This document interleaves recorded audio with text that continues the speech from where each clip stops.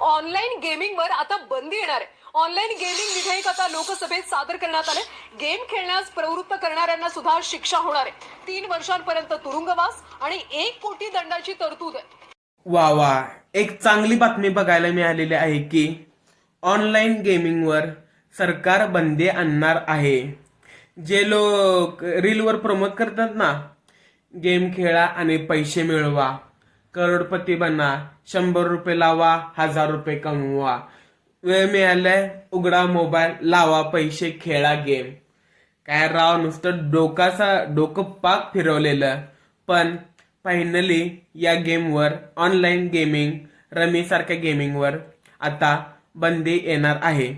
सरकारने एकदम एक नंबर घेतलेला चांगला निर्णय आहे. आणि जे लोक गेमिंगचे प्रमोशन करतील, ऍड करतील, त्यांना पण शिक्षा होणार आहे.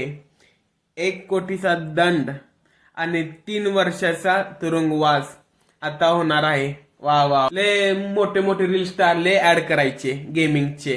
आता बघूया की कशी ऍड करते. सामान्य माणसाला भिकेला लावायचे, गेम खेळा आणि व्हा मोठे, काम धंदा करू नका, फक्त लावा पैसे आणि व्हा मोठे, करोडपती बना. आता करा म्हणा ऍड आणि कमवा लाख करोड रुपये.